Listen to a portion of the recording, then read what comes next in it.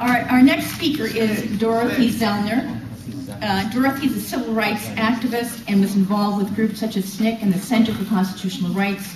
At present, she works with Jews saying no, and I'm not sure what the issues are. So welcome. Why? Because I said.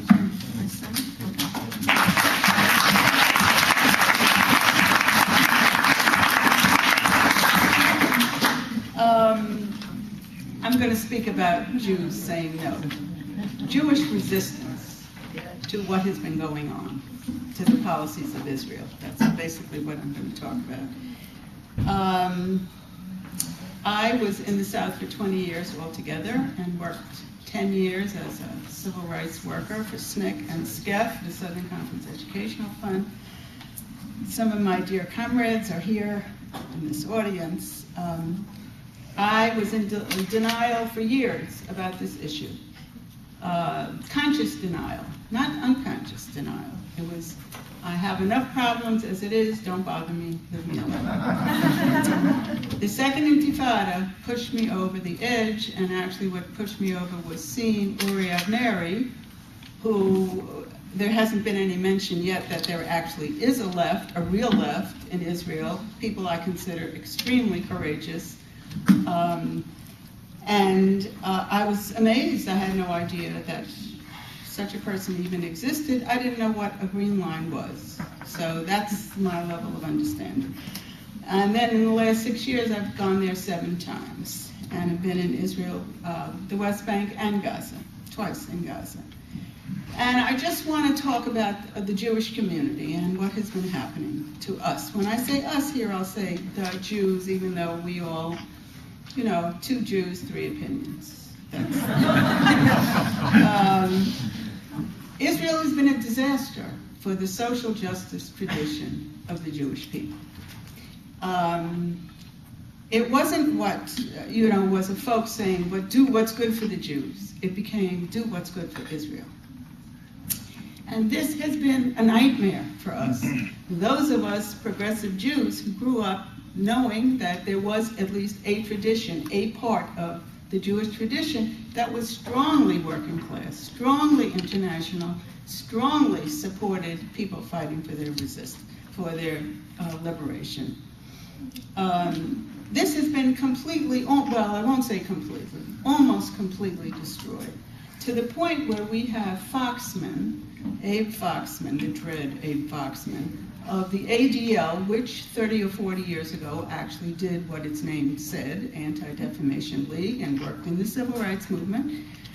He is actually standing up for Avigdor Lieberman, that avowed racist. So that is what has happened to us. And if you think, these people in the Jewish establishment who claim to speak for all of us, you should try to even get to speak to them sometime, which I tried to do, to have an audience with the great Foxman, to tell him just what I, a middle-aged Jewish woman, had seen in Israel. It was like getting through to the Pope.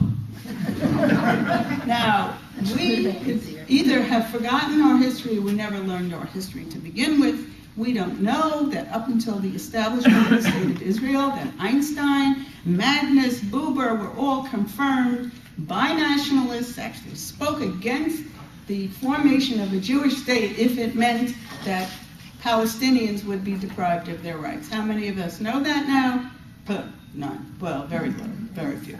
A friend of mine is publishing a book in the next couple of months about what Einstein actually said, as opposed to what the New York Times claimed that he said. And we have forgotten that in the 30s there was a rich tradition in Eastern Europe of Jewish working class organizations who were not Zionists. We have forgotten that the early communist parties tried to deal with anti-Semitism. On the other side, we have forgotten that Israel might not have been established without the support of the USSR. We have neglected to think about that. And I remember being 10 years old in 1948, I'll tell you my age, that reading the progressive newspapers that the Russians were sending guns through Czechoslovakia to Israel. I mean, it was material support as well as diplomatic support. Okay, then we were all told these myths. myths, like Joel says, and we believe them. You know, the myth, the empty land. I actually never heard the word Palestinian until I was an adult. I never heard it. It was Arab. The Arabs are the 22 countries, and we are in a sea of Arabs, that kind of thing. And the Palestinians somehow left. Their leaders told them to leave their houses.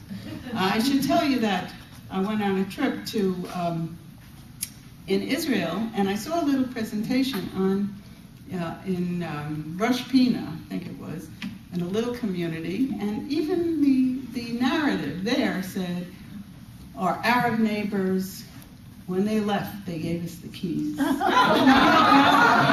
it's not a funny thing. They gave us the keys and told us they would be back in 2 days, okay? So even the Israeli narrative is they were supposed to come back, and they had keys to something, they had keys to some sort of property. Israel is the only democracy in the Middle East, so forth.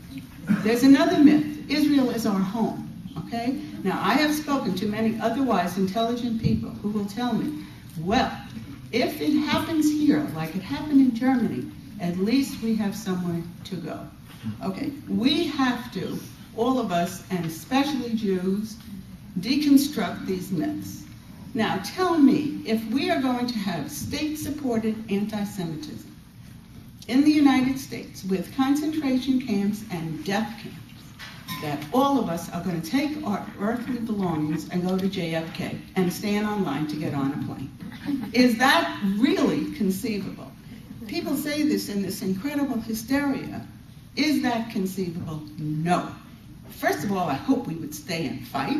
And second of all, we're leaving, we're going where it's close. We're going to Canada, we're going to Mexico. We are not going Now, these are cherished myths, and there's nothing that will make a person more hysterical than to give up a cherished myth. And I was just telling Nellie, I have actually, in a lifetime of experience as an activist, I have never seen people go from 0 to 60 in 1 second and become frothing monsters. I have never seen such a thing, even in the South. Even in the South, the white people there were going to kill you. So you knew they were going to kill you. The very polite white people, they'd smile and they'd say, you know, and then they'd try to kill you.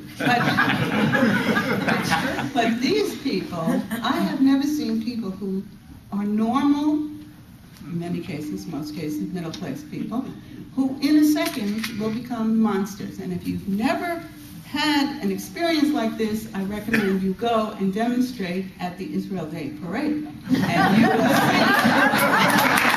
see